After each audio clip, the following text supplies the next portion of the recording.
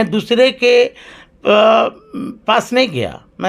मैं अपने समाज की, क्योंकि प्रतिष्ठा हमारी लगी हुई थी वहाँ पे, इसलिए मैं अपने समाज में जाकर मैंने अपने स्वर्गीय रामविलास पासवान जी के साथ जो हुआ। लेकिन चिराग जी हमारे अनुज हैं। स्वर्गीय रामविलास पासवान जी नेता ने एक विचार थे, जिस तरह उनके साथ बीजेपी वाले ने खंजर घोंपने का काम किया, ये कतई बिहार ही नहीं देश के बहुजन बीजेपी को कभी माफ़ नहीं करेगी। पूरा लिस्ट है और हमारे नेता को हमारे उम्मीदवार अमर पासवान खुद बताए कि साधु पासवान जी की बहुत मेहनत कर रहे हैं। पूरा रोड मैप आपने तैयार किया था इसके जी लिए। हमारा जो वहाँ प्रखंड अध्यक्ष है, हमने सबसे पहले अपने प्रकोष्ठों का बैठक किया।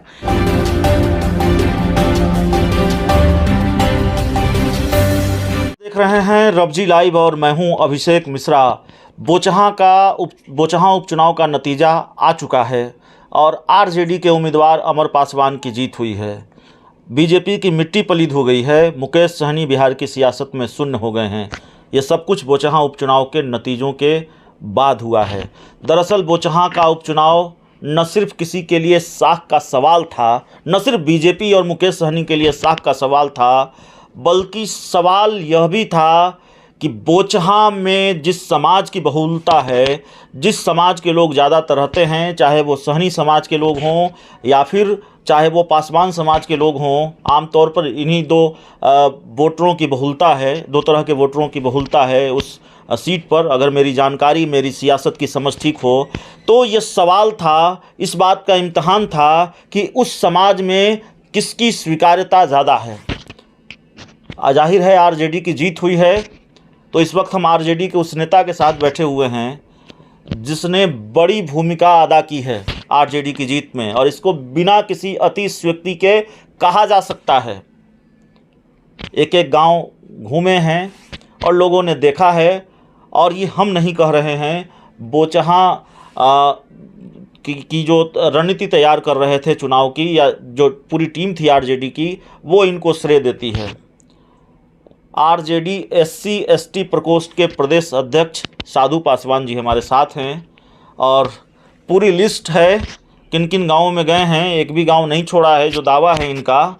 और अगर ये कहा जाए कि पासवान बहुल बोचहां सीट है, सहनी बहुल बोचहां सीट है, तो स्वीकार्यता कम से कम है, ये इन्होंने दिखाया है।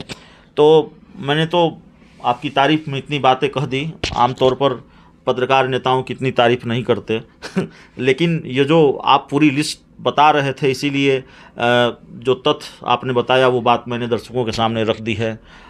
कितना समय लगा, कितनी मेहनत होती थी, और वैसे तो खुद को कोई क्रेडिट देता नहीं है, लेकिन लोग आपको क्रेडिट दे रहे हैं, वो कैसा लग रहा है? देखिए, कागज़ के फूलों से खुशबू नहीं आता है। निश्चित तौर पर मैंने मेहनत किया अपने शीर्ष नेता के आह्वान पर।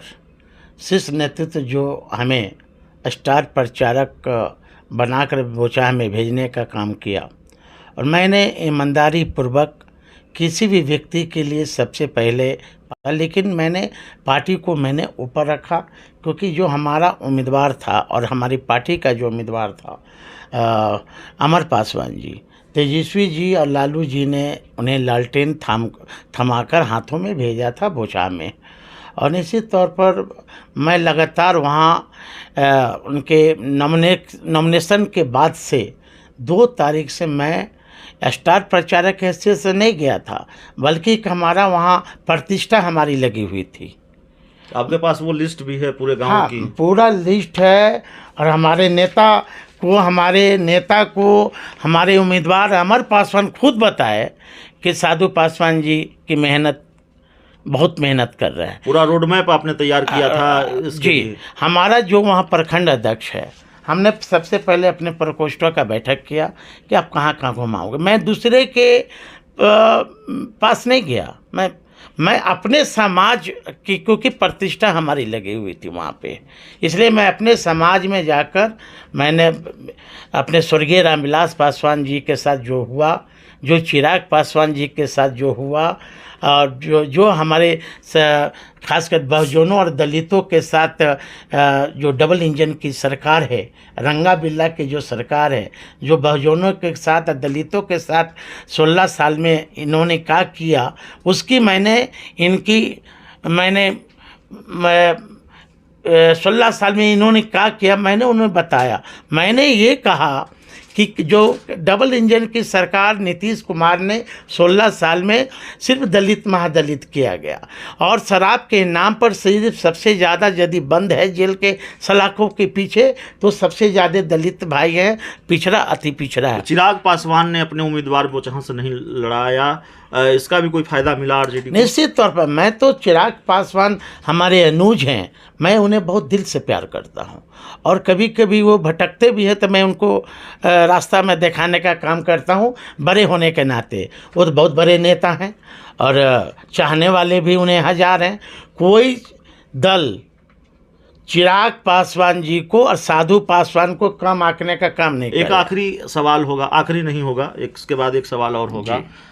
हमारे पास जो जानकारी है, देखिए आपका पूरा अधिकार है, आप उसको खारिज कर दें, आप उस पर मुहर लगा दें, लेकिन हमारे पास जानकारी है कि चिराग पासवान की पार्टी के एक बड़े नेता हैं, जो आपकी पार्टी के एक बड़े नेता राज्यसभा सांसद मनोज झा के मित्र हैं।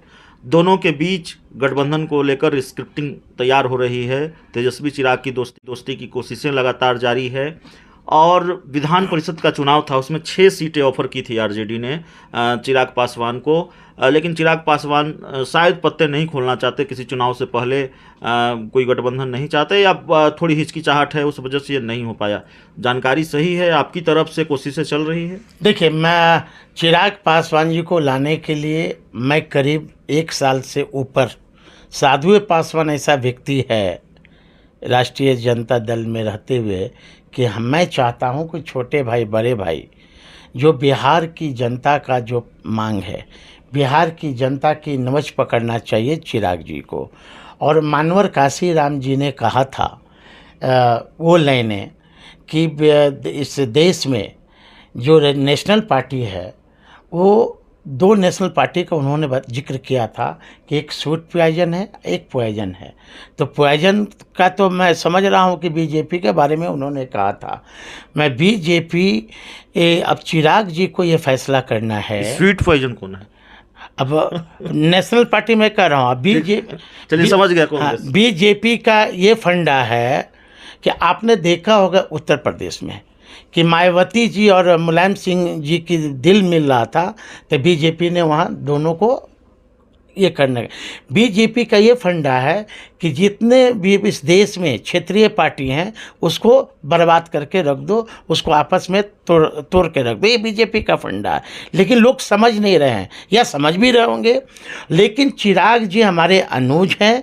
चिराग पासवान जी के साथ जिस तरह बीजेपी के लोगों ने, जिस तरह स्वर्गीय रामविलास पासवान देश का नेता नहीं बल्कि विश्व के नेता थे, स्वर्गीय रामविलास पासवान जी नेता नहीं, एक विचार थे। जिस तरह उनके साथ बीजेपी वाले ने खंजर घोंपने का काम किया, ये कतई बिहार ही नहीं देश के बहुजन बीजेपी को कभी माफ़ नहीं करेगी। और चिराग पासवान जी को जहां आने की सवाल है, मैं तो 1 साल से पहले से लगा हूं कि हमारा छोटा भाई और बड़ा भाई दोनों एक मंच पर आवे, बिहार की जनता को नब्ज पकड़े। बिहार की जनता की अवाम चाह रही है कि निर्विपक्षी सरकार को उखाड़ फेंके। यही जब संभव तभी है जब दोनों भाई एक मंच पर आके बिहार की जनता को बचा ले बर्बादी के रास्ते। आखिरी सवाल है, सहनी जी को फिर लाएंगे क्या? देखिए, हमारा शीर्ष नेतृत्व का ये मामला है। जिस तरह साहनी जी को भी तेजस्वी जी ने शुरू में ऑफर दिया था, लेकिन ये रिचार्ज हो रहे थे, अब तो रिचार्ज ख़त्म हो गया। अब देखिए, बीजेपी ने अब बारी जीतन राम मांझी की है। आरजेडी के कद्दावर नेता हैं, SC ST प्रकोष्ठ के प्रदेश अध्यक्ष हैं, साधु पासवान जी बता रहे हैं। और बोचहां में जो स्क्रिप्ट लिखी आरजेडी की जीत की, जिस तरह से जीत के सूत्रधार रहे, इनको क्रेडिट दिया जा रहा है, सराहना हो रही है, उस पर भी हमने बातचीत की, पूरी मेहनत भी की इन्होंने। तो उम्मीद है आपको ये इंटरव्यू पसंद आएगा। बहुत बहुत धन्यवाद।